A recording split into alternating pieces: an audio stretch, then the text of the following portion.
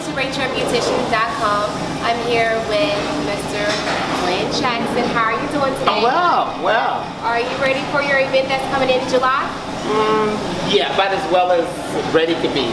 This won't be your first go round, so it's just like, okay, another day to you. Not quite. You know, every market is distinctly different. So whether it's Miami or New York or Chicago or Atlanta or Louisiana, each area is distinctly different. So for me, I'm excited about Baton Rouge, but it has been a long 25 years ago. So how would you describe the show that's coming up in Baton Rouge? Is it more different from what you normally would do, or is it about the same? If you did one hair show, you did them all? No, there's no such thing.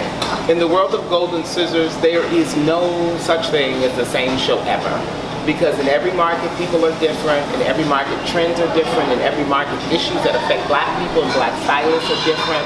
So Baton Rouge, why not Baton Rouge? Well, when we think of everything that encompasses Louisiana as a whole, we think of, you know, New Orleans and Katrina. I thought it was just fitting that we would go and celebrate Baton Rouge in a big way. And I always do stuff inspired by, I would say, destiny or confirmations. I was watching TV a couple of weeks ago and I saw The Passion of the Christ. And I thought that was like so amazing. You know, Fox would do something called The Passion, and it would be in the heart of Baton Rouge, Louisiana. Oh, wow, yes. And it didn't even kind of resemble the Baton Rouge or New Orleans that I know. You know, it wasn't the Bourbon Street that I know. Yes. And so it was just more confirmation to show what we do, and we do a lot of amazing things that a lot of times get unnoticed and without recognition. And Golden Scissors has been that platform globally and internationally for the last 25 years that have set the standards and raised the bar of excellence. Okay, and you said the Golden Scissors Award has been going on for over 25 years. That is correct. And you've been for the first one, and you're still rocking over 25 From years. the very beginning till now. And we have done the show consistently for 25 years. And you've been in the hair industry over 25 years. Yeah, it's been about maybe say 30, 35 years in the show business, period. We initially started with Search for Stars, which was a talent kind of entity kind of show. And from there, we went into Golden Scissors. For the first 10 years, we had no corporate partners or sponsorship. And the last 10 years, we had amazing partnership and amazing sponsorship. Last year, we were in Houston. That kind of was the kickoff to a $210,000 commitment that we gave back across the United States. The show before that, we gave away a $50,000 hair salon to a lucky stylist in Baltimore, Maryland. The show before that, we were with Brandy with Hair Idol. We did 5 cities across the U.S. The finale had somewhere like close to a total of 9,000 people kind of attended. I created Bobby Boss, America's Top Stylist in the U.S. I have the Latin Golden Scissors in Miami in the Dominican Republic. I have the Evolution of Beauty, which is in Nassau, Bahamas. I have Global Kids, Division South and North. I have Global Kids, the DR, which is a comprehensive 501c to give back to stylists. I have a boutique agency that does kiosk marketing for stylists, beauty professionals, fashionistas, bloggers, web, you know, impresarios, and all of that stuff. So is there anything that you do not have? And is there I don't have a cooking show. Are you going to get that? Are you going to wait? No, because you know, every time when people see me, I'm like kind of like when I got here, I was like, they didn't tell me anything about no video. It's all good. You know, I think life gives you lemons and you just gotta make lemonade. You just gotta go with it. For me, I love what I do. This is a passion. This is not a hobby. I would do this for free if I didn't have to eat. I'm good. I don't have issues. I'm a team player. I don't mind seeing other people grow. I don't think I have to be the most important person in the room to be noticed. I believe in bringing people together. I've inspired young people. For almost 3 generations of people have come through our shows. I made it fashionably chic when people thought black women with thick hips, thick thighs, thick lips, and thick nose were not fashion quality. I provided a vehicle for girls who never see people who look like them on the runways of Victoria's Secrets based on their body type and structure, and we still found them a platform to be beautiful. So for me, I'm good. That's good, and what you're showing, I love your energy. It's not. I haven't heard a negative thing come out of your mouth right now. Oh, When I met you earlier, like we're in, it's Houston and it's very hot. Yes, it's hot as hell. Besides that, I'm loving your energy, and what you do, you give back a lot. Oh, you and got to. This year on your award show, what is the Well, this year, because it's the 25-year anniversary, we're doing something very unique and different. We're going to be doing the 25-year anniversary Gold Party, which will be in D.C. It will be an amazing event. Some of the country's hottest stylists from the United States will be coming to celebrate this amazing journey, because it really has been an amazing journey. Now, the journey has changed over the years, you know, as it relates to social media. A lot of people have become very popular and very famous and very fabulous, but when you put them in the middle of the ring, they come out the biggest loser. Because one of the things is, you know, at some point the gig is going to be up and you're going to have to produce. And when you get on a set and you're doing an editorial shoot and your hair work is some garbage, or your makeup is some garbage, or your clothes is some garbage, your followers and your likes and your posts don't save you. And so I just say, you know, if it works for you, it works for me. If you like it, I love it. But I really think that people should take time to kind of really seek masters and people that are great at what they do. And they need to kind of see how they can take what they do and take it to the next level. We keep on doing double work. And we keep on doing double work because no one wants to admit that we're learning. I'm learning in progress. Every day I'm here, I learn something new that I didn't know the day before. So if I walk around here like I'm the most important person in the room and my show is the most fabulous of them all, then I'm going to miss somebody else who's great. There's some young people that have come along with some amazing events that are super, super awesome and wonderful, and you just got to take notice of people. When wardrobe stylists or stylists come to me and say, Glynn, hey, I want to get you out there. In the beginning, I would help any and everybody. But as I got older in this journey, I just had to put the brakes on it. In order for me to help you and you to be a part of our partnership or what we're doing, you have to be a community partner. And if I've never seen you through the doors of our shows, if you've never volunteered, if you've never made an effort to kind of be a part of what we're doing, if you never made an effort to support kids in a third world country, you haven't made an effort to do nothing besides tell the world that you're fabulous and great, you're not necessarily the stylist for me. Not saying that you're a bad person, no, just not for me. I'm loving you. I'm just doing so real though. I'm loving you. I mean, because people spend their whole lives living pretty much alive, and they want to get out there. And they seek the validation. When I started this program, I wanted the validation. I wanted to be validated by people. And you know, there's so many things that happen as it relates to beauty that it does bother me, and it does get under my skin. And so, you know, I had a very interesting discussion with someone from Black Lives Matter. And they were like, you know, Black Lives Matter. And I was looking like, when? I mean, when, for real? You playing right. Now, I'm very much aware that Black Lives Matter. I'm very much aware of that movement. I'm very much aware of what they represent. But at some point, we have to matter to ourselves. And we've got to stop seeking the validation of other people to validate what we do. You don't have to validate me by saying I matter. I know I matter. And I matter based on my actions. That's how I matter. I matter by taking my dollar and spending it within my own African American community and empowering people who look like me, that have the same cars, that have the same goals, and we grow. We don't matter going to someone else who clearly don't like us and then say, we matter to you. I know I don't matter to you. I know that. So I don't do business with you. Okay? So if I matter, then the next time you go to a Nike event, or the next time you go to a Michael Jordan event, or the next time you go and buy a pack of Newport cigarettes, or the next time you go and buy a Colt 45, or the next time you go to Wells Fargo, you need to tell them you matter. Because they're the ones getting your money. While that poor struggling black business can't even get you to go there and even buy a simple lunch. So, and everybody else sugarcoats everything else and say it's okay, it's not okay. I know what it feels like to struggle and walk through these streets and try to get people to see value in what you do when you take your money to put into something that they clearly would hate on you before they support you. You know how I knew I was successful? When people start knocking my show off all over the country. That's when I knew I was important.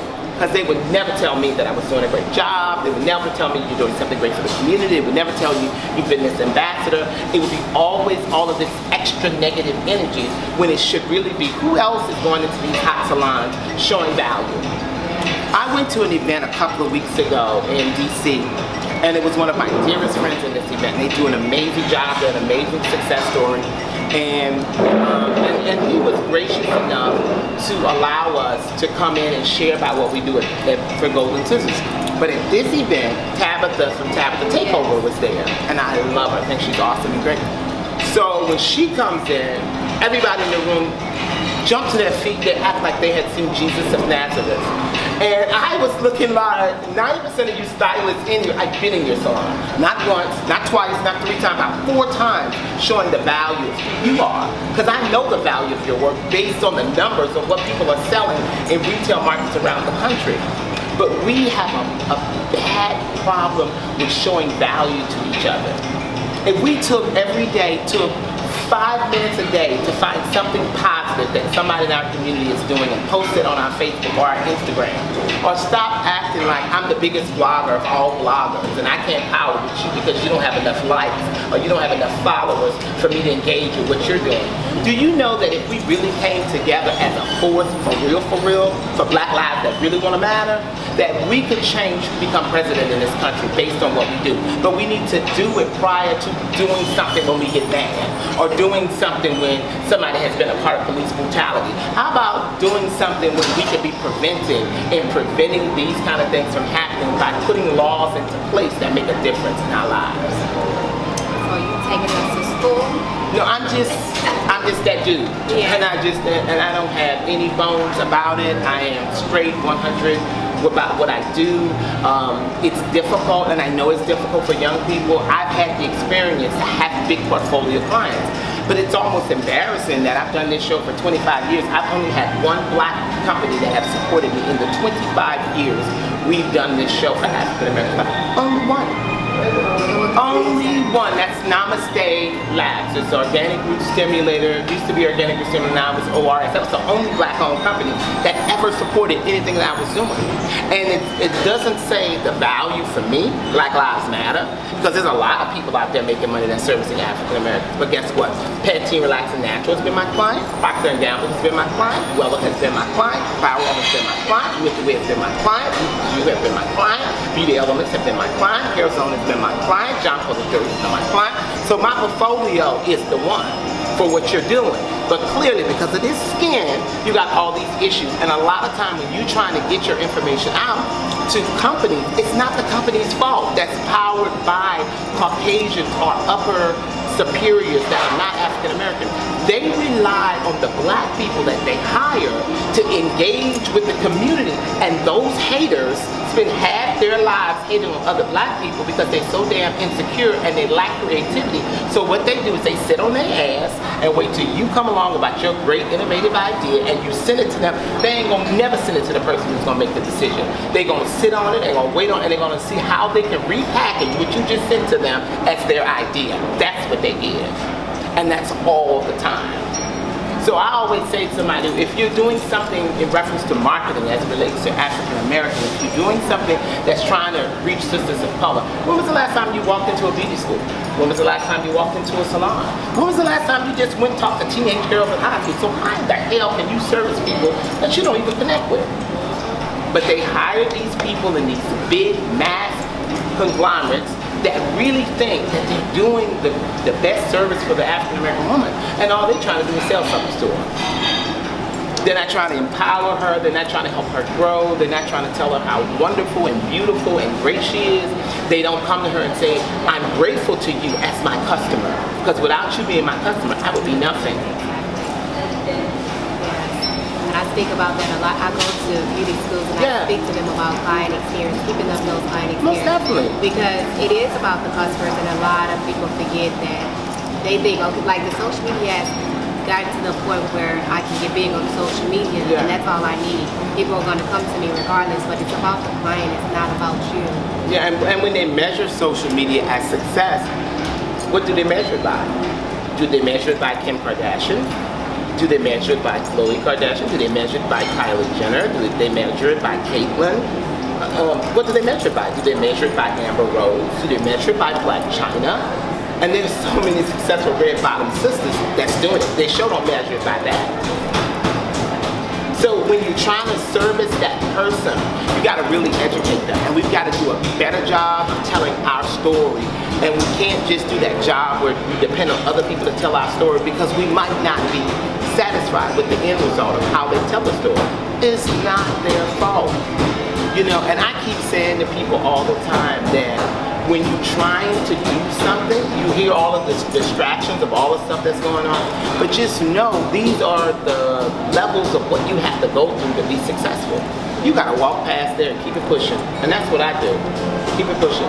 When my mom died recently, over the last year, I remember this drive. She was in the car, and we had just came from the doctors, and the doctors had said, you know, Ms. Williams, we give you 4 weeks to 4 months. And I'm looking like, you know, because you know a person is sick, but you ain't gonna never believe your mom is going anywhere. It's like, you're gonna work through, gonna get some miraculous cure, she's gonna be fine. Well, it didn't happen, but on that day I was crying. I was like, just crying my eyes out, and she was like, what are you doing? So I ain't gonna say like I was a wimp, you know. I was like, nothing. She said, because I sure hope you're not crying for me. You know, but she said, I die to live and I live to die. And that's how she went. And I became so inspired by that. So I just encourage young people to continue to be inspired, to be great, to continue to do you. When you think that the sky is falling out and nobody see your work, you know, continue to do what you do, because that one client is going to come to you and they're going to see your value and they're going to give you the dream job you've often had. I had a client in Miami, Florida. His name is John Repstock. And John Repstock probably, and I never really even told him this, but he was probably one of the most remarkable men that I have ever met in this business. He owns Beauty Schools of America. They have about 5 amazing campuses throughout Miami. They must have something like over 200 billboards all through Miami. And we were doing a job. And he said to me, he says, okay, so I think we're gonna do it, Glynn. We've got this amazing budget and I want you to be the person. And I'm like, yes. He says, but before we can do this, I need to ask you a question. And I was like, I'm just excited we doing, he gonna put up the money. I'm like, yes, John, we gonna do this, right? And he says to me, so how are you gonna make your money? And that same look, that's just how I look.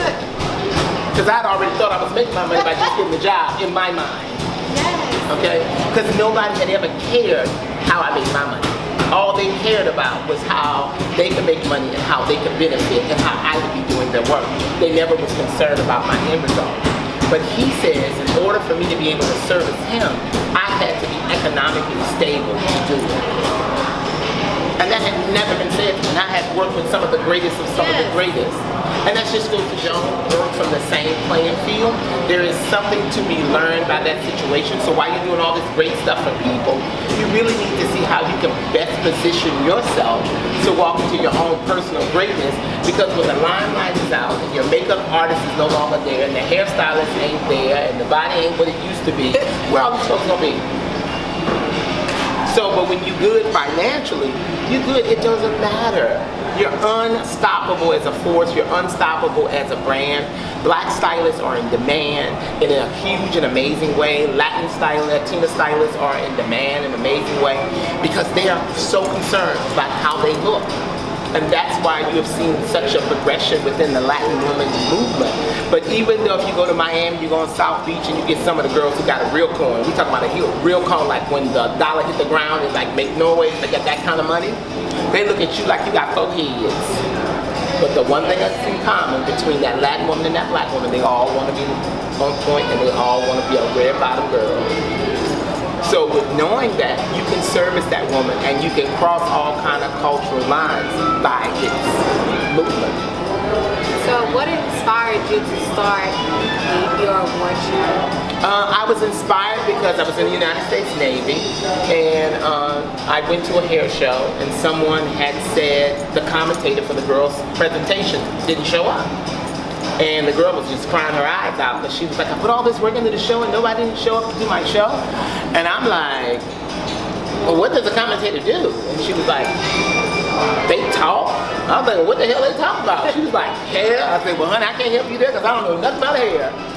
And so she says, you don't know nothing? I was like, nothing. So I get up there and I do the show as her host. But it was so crazy what I was doing because people just thought it was like the coming of Christ. It was like, this is like the best thing ever. And I was like, maybe I can do this. And when we started Golden Scissors, we started with wooden scissors. And I would just spray paint them gold. And I was always at the last hour because Chuck was always running around in our car trying to get ticket money because these heathens never would want to turn their ticket money in. So I got gold spray paint on my hand, on my forehead, on my ears. People getting their awards, they got gold spray paint in their hand, the award's still wet. And so I just laugh when I think about how it all began. And then I look at it now, some 25 years later, all over the world, people look at it as the Oscars of hair. I got an interesting call earlier this week from South Africa. And they were calling me in South Africa because they were doing Golden Scissors, go figure, in South Africa. Okay, and it's done by an American company, which is Soft Sheen Carson, and I have been doing Golden Scissors for 25 years. So they said we were online and we were searching and we are interested in our winner coming and premiering on your stage. And that just goes to show you, I don't have the dollars of L'Oreal behind me. I don't have the dollars of Soft Sheen Carson behind me. But one thing for sure, you can't read that product because I don't let girls and guys be on that stage if they're not fierce and fabulous. Because I know the measuring stick that they measure us by. So I'm not going to just let anything, I'm twerking ain't good enough for me. Got to come up with another move, boo. That is not what it is. So for some people, that's good enough for them. And if you're making money off of it and it works for you, I ain't mad at you. But for me, I ain't happy. Wooden scissors though. I have to go back to that. I've never seen wooden scissors. Yeah, the guy, a friend of mine, just go to show you based on relationship, was a Korean guy by the name of Tom. And I told him I was going to do this. And he says, well, you talking about scissors? I'm like, no, scissors. So he goes in his wood shop and he carves out these scissors out of wood. And they were cutting shears, but they were not gold. So I decided to take them to a gold leaf shop and have the wooden scissors gold leaf. So then I would be able to have the golden scissors. But the scissors, after they had it gold leaf, it was like $300. So there was no way I could do at that time when I first started the show, $300 scissors for every honoree. So I had to go into the little Home Depot and be like, is this the go? Is this the go? Is this the go? So I would spray paint those things. And let me just tell you, people would kill for those golden scissors. It was just like, it was the craziest thing ever. But it was just my idea. And it's just a testimonial that when you have an idea, what's possible. And sometimes people kind of talk you out of your idea and say it's not successful. But a man once told me something that stayed with me for a very long time. He says, in life, when you've got a goal, no matter what happens with your ship, if every single person on your crew jumps and you're the only one there, as long as you can keep your boat afloat, keep pushing. And that's all I've ever done. I've always kept it moving.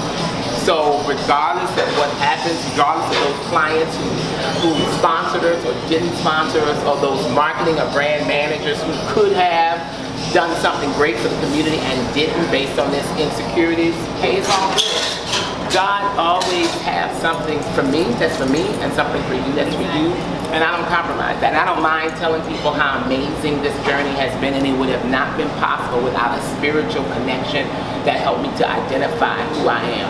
And I get a lot of people that get mad, but one thing for sure, in 25 years, knock on wood, I have never had an incident, not one time, where they ever had to call the police to my event for nothing.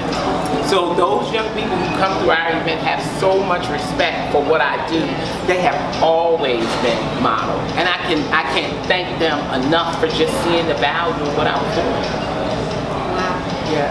So can you tell us what we can expect, or like, can you give us like what's going to be some of the summer trends or anything about hair? Well, we're finding layers and shine is really, I mean, you know, what can you say about extensions besides they're long, right? So unless you are rocking some amazing highlights or some amazing color mix blends, unless you're rocking layers, or unless you're rocking some kind of amazing cut. It's really about the movement and how you rock your individual style. Some people think just put long weave in their hair and that's it. So that is so not it. That is so not it. And so if you're going to wear extensions, you need to wear them well, and you need to really make them as natural as possible. If I can clearly walk up to you and take my finger and touch your track line, sweetie, you are so 1980s. You know, that is just not key. And you know, there's certain things that go on in the whole hair movement that these they just think they're fabulous. Because, you know, some things your neighbors just shouldn't be doing. You know, just because she do her hair, don't necessarily, she's setting you up. Yeah, she's setting you up. So, you know, find a professional that's going to do great work. And sometimes you find people at home. My niece was doing amazing extensions. She was doing her own, and she started doing other people's hair, and she kind of built a business for herself. But that don't happen for every situation. And social media, again, for the stylist and the professional person, has also taken a lot of people out of business. Because most people, before I pay you, I'll just go online and figure out how to do it and try to do it myself. Yes.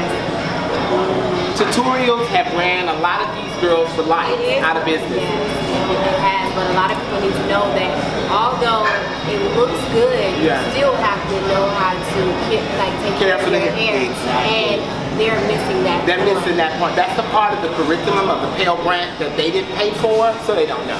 Yeah. So they just, you know, I'm all of that. I've got I had some girls, she had 700,000 followers. 700,000 followers. So she would come to our event with her 700,000 followers. Oh, Glynn, I'm gonna promote the event. I'm gonna do all of this stuff. Never did nothing. Never even promote herself getting an award. That on did something. But she did promote that she was doing something. But it wasn't what we were doing. And she wouldn't have even been there if it wasn't for us. When we could have promoted her and she could have promoted us and we all could win. It's about being non-selfish I'm not trying to do hair. All the shows and work that I'm doing does not, when a person calls me, I can't do your hair, I'm not a hairstylist. So the only person can benefit is that hairstylist or that makeup artist. Vanessa Myrick's from I Make You Beautiful, out of New York, who is like a legendary makeup artist, legendary. She would come to Golden Scissors from New York on the train. She would get there like 10 o'clock in the morning, and she would be phased to like 9 o'clock at night. And I would be looking for her when the show was on. Say, y'all seen Vanessa? Oh, she caught the 10 o'clock train. She gone. What you mean she gone? Oh, she left. She done did makeup all day long. And so I'm like, but I didn't pay her. So I called on the phone. I said, Vanessa, you left, I didn't even pay you. She's like, I'm not taking no money from you, Glynn. Wow. And it's people like that who see the value of what you're doing. And I just encourage you to find more people that see the value and less time and people that you feel that you got to prove a point to, because they will never be you and they will never be blessed with what you have. So whether they help you or not, that's their issue. Keep it moving. So throughout the whole video, you have inspired, gave lessons and everything. Normally I ask towards the end, do you have any words for people that's trying to do it? But throughout the whole video, you've done that and more. Well, I just hope it was beneficial. No, I mean, I really, yeah, that's what like my whole body is like in a different supposed to be. Yes. I mean, you don't need to make the same mistakes I made. I'm almost 50 years old. Here's the problem. I should be able to be a blessing to you and give you a shortcut. Yeah. You shouldn't have to do this. You shouldn't fall in. The person who come behind you shouldn't fall in some of the same pitfalls that you fell. It just shouldn't happen. It shouldn't be going down like that. Well, thank you guys. Thanks for having us. I'm going to keep Glynn all to myself. So Join us as Team X.